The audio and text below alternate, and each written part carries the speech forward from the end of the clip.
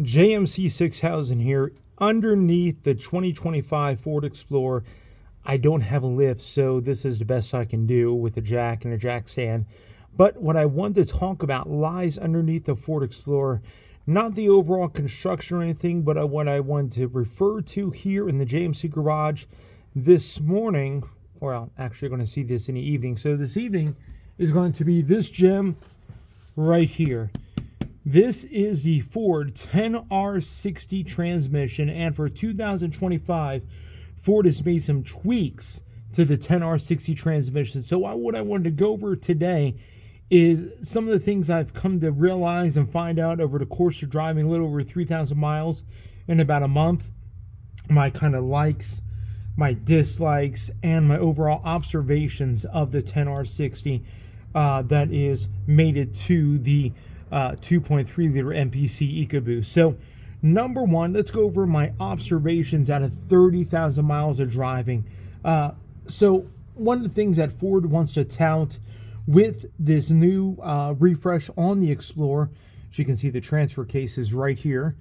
This transfer case is not even warm. I just got done driving it and it's nice and cool. You see the transfer case motor. Anyway, we're not talking about the transfer case because this is a four-wheel drive or all-wheel drive Explorer, but we're going to talk about this 10R60 transmission. Now, one of the observations I have is, number one, again, Ford wants to tout that they've retuned this transmission for 2025, and I have to say it has been retuned. I've driven plenty of the 20 to 24 Explorers equipped with the 2.3, equipped with the same transmission, and they don't nearly ship as smooth or as precise as this version of the 10R60. That's one of my first observations. This thing shifts smoothly, it shifts precisely. I never find it hunting for gears, and if you do find it hunting for gears, there's always a different drive mode you can put it in to kind of take care of that.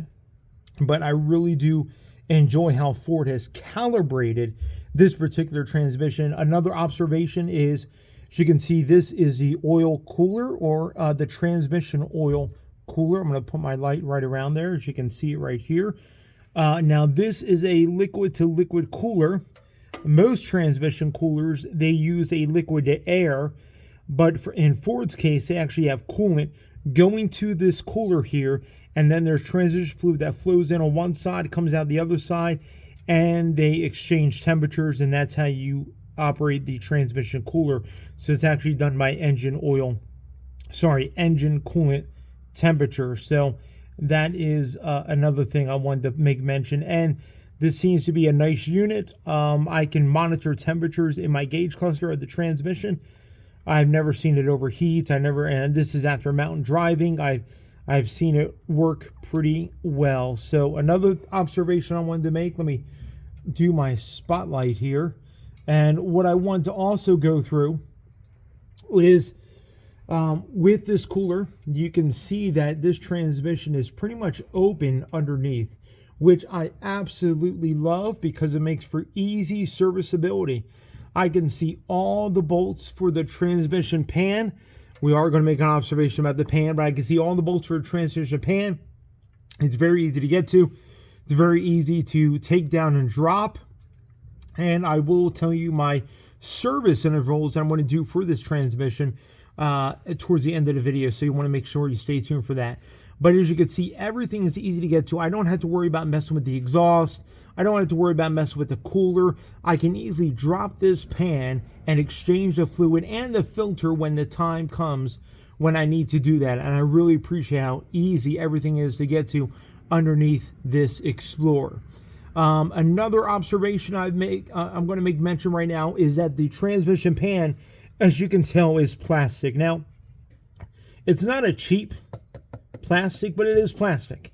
And I believe the reason why Ford has done that is not only to save cost, but also to, plastic doesn't really dissipate the heat as much. And you can tell there's some fins and built-in things on this plastic to help with that. But I believe it's just easier for Ford to make this out of plastic versus make this out of metal. And you may be like, well, John, don't other Other people make plastic transmission pans, and you're right, there are. This famous 8F or HP or H8 or 8H, or I don't know, whatever that torque flight transmission is that Stellantis uses in everything that's rear wheel drive, in the Ram truck, the Charger, the Challenger, they all use a plastic transmission oil pan.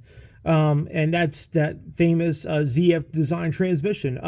GM, with their versions of their 10-speed, all use a plastic transmission oil pan. So to really be like, oh, well, Ford is the only one using this plastic transmission oil pan. No, it's not just Ford. A lot of manufacturers are going to a plastic transmission oil pan. And yes, it only has 3,000 miles, but so far, no leaks whatsoever. I see nothing out of the ordinary here, and it looks very, very well. So let's go up top, and let me kind of explain to you some other likes and dislikes and some observations that I've come to find out with this 10R60. So a couple things. Again, I'm going to tell you my service interval on a 10R60, but before I do, let me tell you some of my likes, and then I'll tell you some of my dislikes with this revised 10R60 in the 25 Explorer. Number one like has to be the shift pattern. Now, you may be like, John, it's 10 speeds. It's probably shifting erratically all over the place. Craziness. No, I actually liked the shift pattern in this. It actually is very predictable, very linear.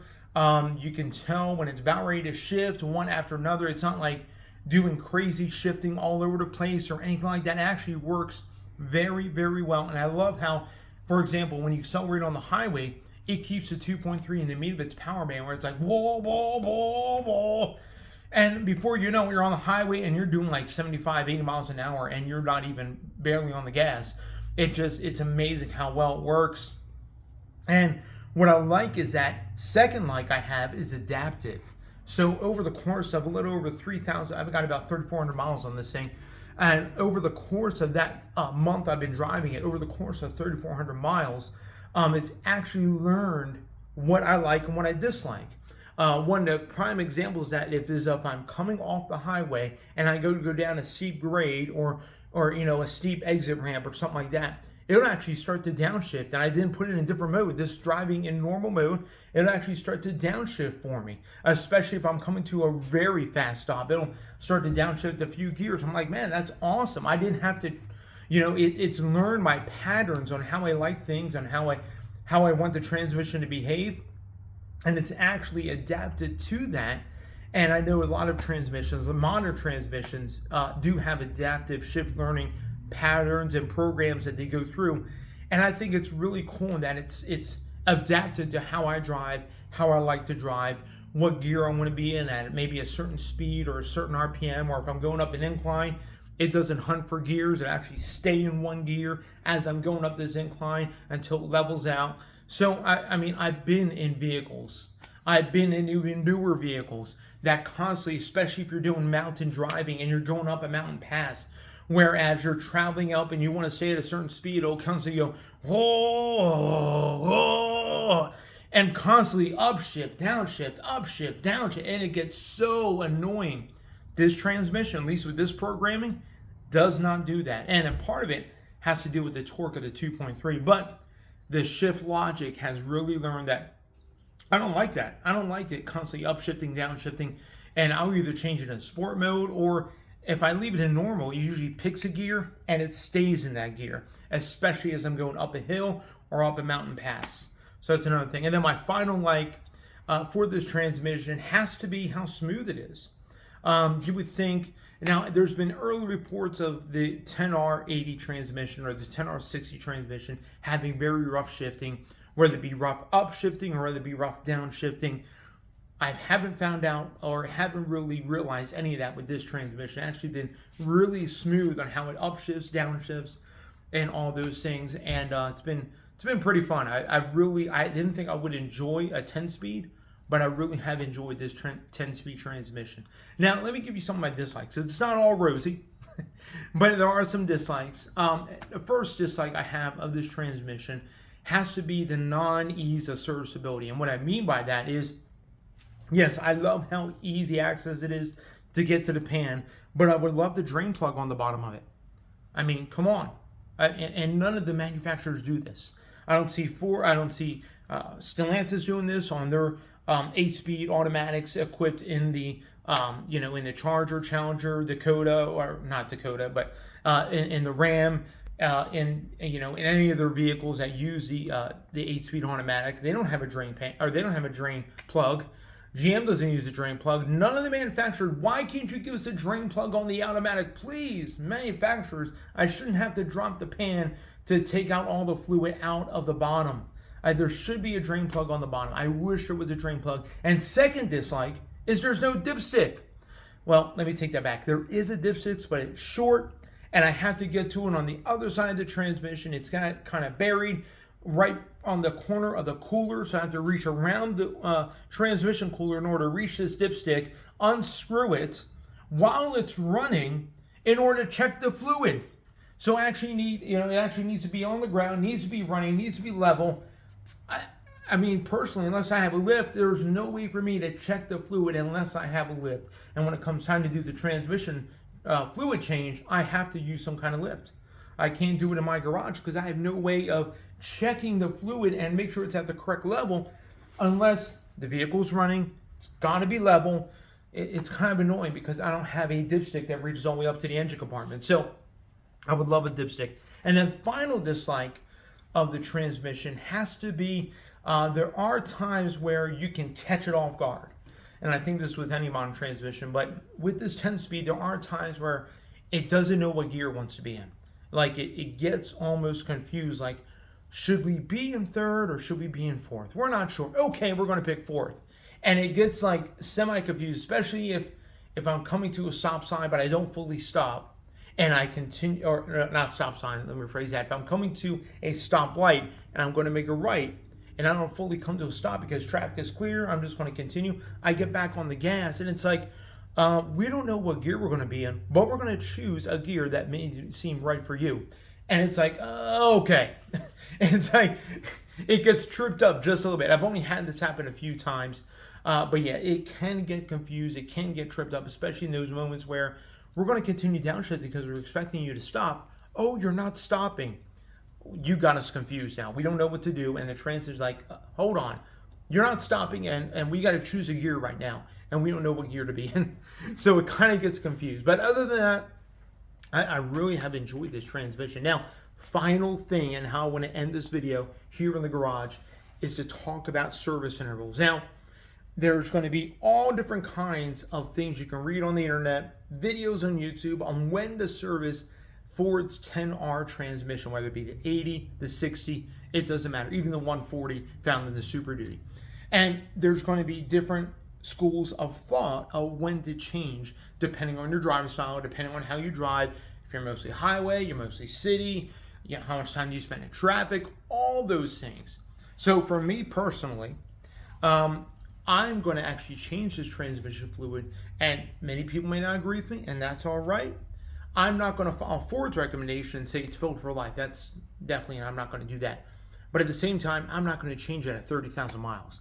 I think that's way too early. More than likely, what I'm going to do is find a shop that I can use and probably change it at 75,000. Now, you may be like, John, that's a little bit late. 75,000 is a good middle ground to change this fluid at. And what I'm going to do is the pan's going to be dropped. Fluid is going to be whatever's in the transmission, whatever's in the pan is going to be, of course, done away with. And I'm going to change the filter. And then we're going to put the pan back up. I'm going to use the same plastic pan. We're going to put the pan back up. They make different oil pans, or they make different transmission pans for this that actually have a built-in drain plug, and they're made out of aluminum. So if you want to go that route, you can. I'm going to use probably the same plastic oil pan unless there's an issue. Put the pan back up, and then we're going to fill back up with the ultra low viscosity.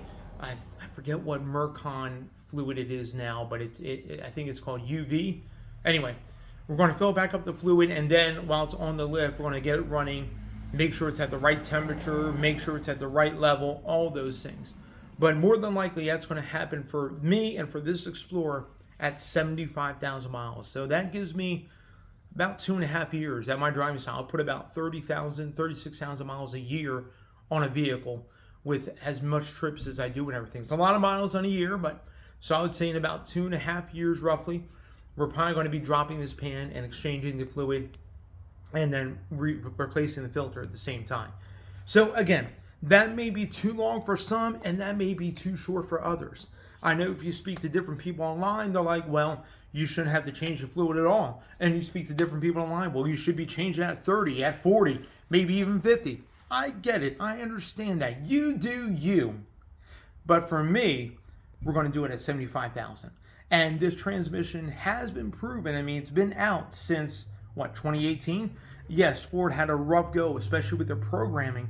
But the transmission itself has been proven to be pretty decent and reliable. Now, the 10R80 has suffered some issues with the, I believe it's a clutch drum that has been messing up in the 10R80, and there was one other issue as well.